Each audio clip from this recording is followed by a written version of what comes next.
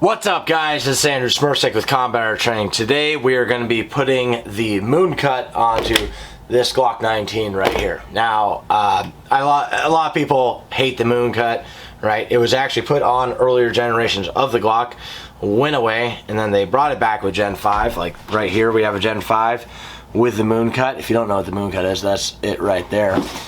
And then people complained about the way it made their finger feel. My fingers hurt. What's that? My fingers hurt. Oh. I kind of get it, all right. Yeah, a little bit uncomfortable at first, especially with the factory one, sharper edges. The way we're gonna do it, you're not gonna feel it. And I guess if your factory one does hurt your finger, you could just kind of sand it off like we're going to do at the end, and it should be fine. You don't have to do this to your gun, all right?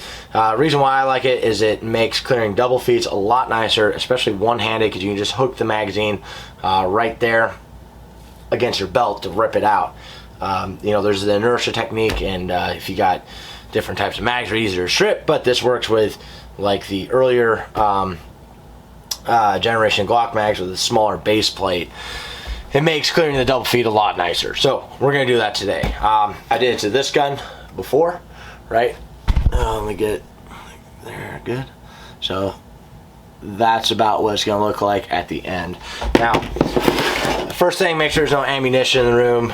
Make sure your gun is clear, all right? I have a video on how to do that. So you would eject the mag, lock the action open, visually and physically inspect the chamber, the mag well, and the chamber again. We can all make a mistake. Now I'm going to detail strip this. If you are not knowledgeable on how to do that, you can watch a video on how to do it, but that is an easy way to fuck up your gun. Again, you can break your gun detail stripping it because you might not put it together correctly. You'll think it's together correctly, it'll pass the functions check, but you may fuck it up. Anyways, if you're gonna do a detailed strip, I'll post a couple videos in the description below. You can watch on how that works. Honestly, if you don't know how to do it, I wouldn't do it. All right, just don't. You're risking breaking your gun. You could just stuff a cloth in here. I'll show you that in a little bit. Okay, so a much better solution than doing a detailed strip of the gun. Tape up the area back here where the trigger housing is. Tape up this hole right here where stuff can get into the trigger housing. Tape up the trigger. Stuff a t-shirt in the mag well. You even just put a plastic bag over this. Tape that whole damn thing and then put tape over this. That is way better because you won't put your gun together wrong afterwards. But I'm gonna detail strip it. I'm gonna show you how I do it. All right, so the gun is empty, right? First we got to disassemble the slide, so press the trigger in a safe direction, pull down on the tabs right here, then take my hand like this and just barely pull it back and push it forward. Come on, you fucking bitch. Alright, pull it back a little bit farther. Now, once we got that, I'm going to take the tool that comes with your Glock and use this punch. And these punches can be a pain in the ass. And you can bend them, so you may want to get a brass punch. I'm going to punch out the locking block pin and then the trigger housing pin back here. Alright, set those to the side. We don't need this anymore. Now get out the locking block. So we got the locking block out, we got the slide lock lever out. Now I'm gonna gently pull up on the trigger housing, set that off to the side. Okay, now the reason why I did that is because when we're gonna be sanding on this, we are going to get a lot of debris that I don't want going up inside here, right? Like I've had concrete dust and drywall dust working on a job site almost entirely seize up my Glock before, you know, working as an electrician. So I don't want that to happen with the polymer from the gun. All right, so in the end, we're gonna have those pieces. Note too, when you put the gun back together, the trigger bar right here should be on the outside of the connector, okay?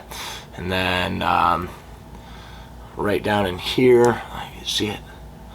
I'll do a video at the end, or I'll incorporate it at the end, but the lighting is terrible. Should look like that. Anyways, all right, now let's get to the next part. Okay, now I have a nickel and a Sharpie, okay? I'm gonna show you, and when you do this, don't fucking point the gun at yourself, okay? People always do this, and I hate when I see it on video, especially they're pointing it at their hand like this, and they're pushing the slide forward with their hand. Don't do that. That's retarded. That's how you shoot yourself in the hands. Okay, now, nickel, when I put it up in here, this is the Glock with the moon cut, right? See, I've got the barrel pointing away from me. Yeah, it's pointing at the camera, but I'm over here on the other side.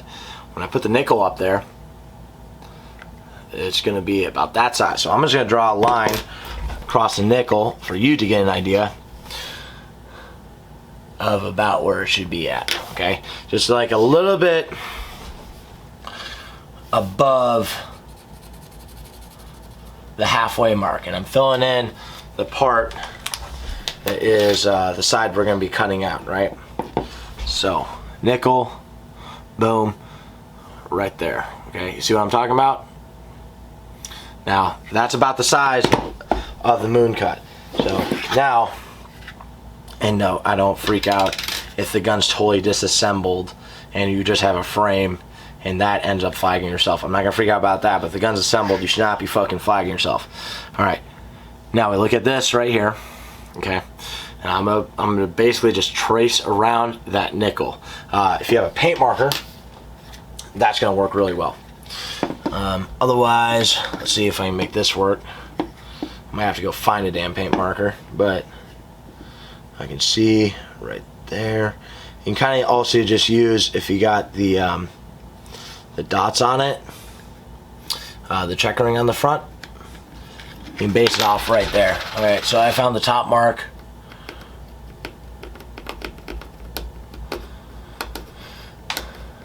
I'm gonna draw about what it should look like.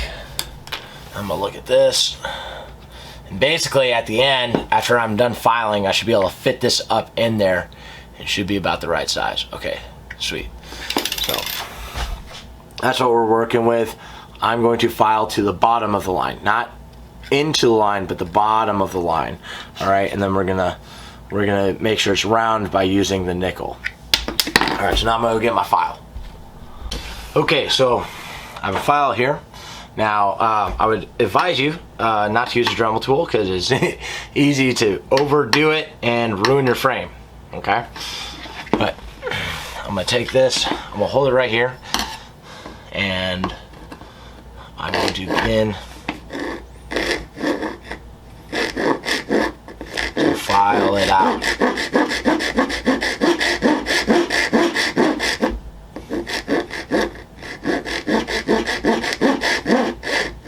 Some of you actual craftsmen will probably get drove crazy by watching me do this.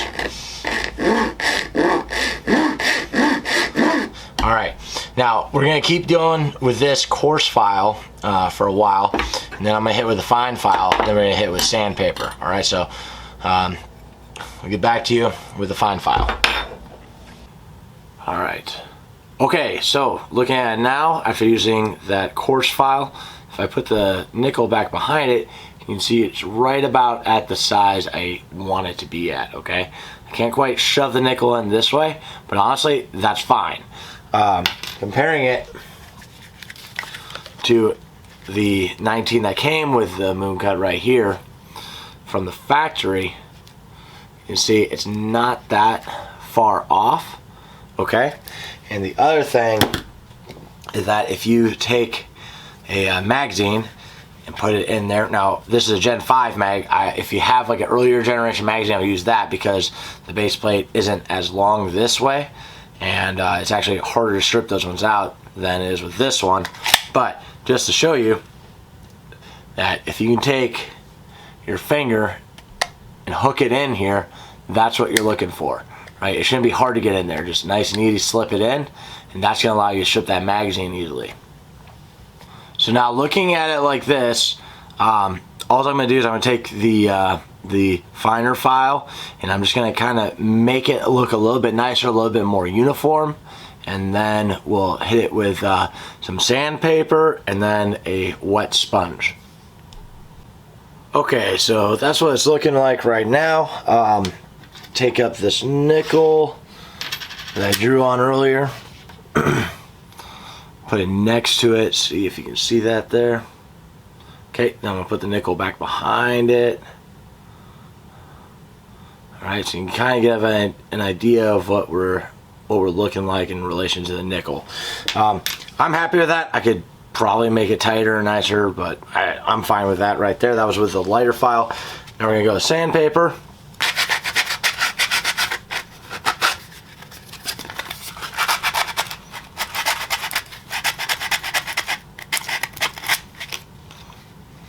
Alright, that feels pretty good. Now, if you look right here, we got all this stuff collected up right here, right? All that polymer from the gun. Now that all can get inside your gun and that can seize it up. Like I said before, when I was working as an electrician, wearing my gun concealed, all the drywall dust, all the concrete dust and everything, all that debris on the job site got inside my gun, and it made that trigger really hard to pull. It was practically seized up, and after just shooting it a little bit at the range, it was like, it felt like your finger didn't work anymore, or that your gun was not gonna fire. It felt literally like if you had a gun on safe and you're trying to press the trigger. That's how hard it was to press the trigger. So that's why you should probably tape it up like this, you know, or in my case, detailed disassembly. But again, taping up is the better, easier solution. Okay, so now we've got that nice and sanded off. I'm pretty happy with that. That's gonna work just fine. I'm gonna take a wet sponge to it and just kind of polish it off, and then I'm gonna clean it up, and we'll go into reassembling the frame. Okay, cool. So I took the sponge, wet sponge, and just kind of polished it off. Again, I don't care about it looking perfect. All right, so it's a little bit ugly, but not a big deal. Then dry it off, of course. Now we're gonna get into reassembling.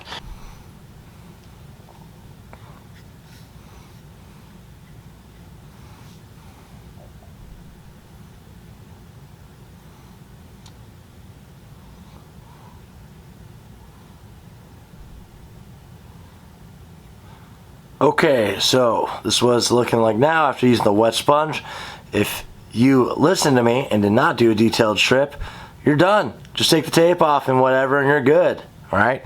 If you did a detailed strip, let's get into how to put it back together.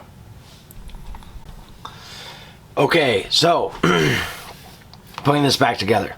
Now you could have just left these two pieces the way they were when you first took them out, which is an easy option, but I figured since I'm taking it all out anyways, I'm gonna do a good detail cleaning of it. Now the thing to watch out for is in here. So the trigger spring, which is gonna be hard to get the camera to focus on, but it's down in there, right? Now it's shaped like this, like a little hook. You want to get the front of the trigger bar inside that hook, like this, okay? You want to come in from the side, rotate it over. Then you want to make sure that the trigger bar is on the outside of the connector over here. So when you put it in, we're going to go this front part of the trigger bar into the trigger spring, rotate it over, make sure it's still in that trigger bar, and it'll be on the outside of the connector. You just want to see that the trigger bar is going inside the trigger spring over here, and that the trigger bar is outside the connector right here. So now I'm going to put the trigger in, and then the trigger housing. Then I'm going to put the slide lock lever in. Then I'm going to put the locking block lever in. These two arms should be facing forward on the gun. Alright, then I'm going to take the locking block pin, push it in. I think I'll do the other side.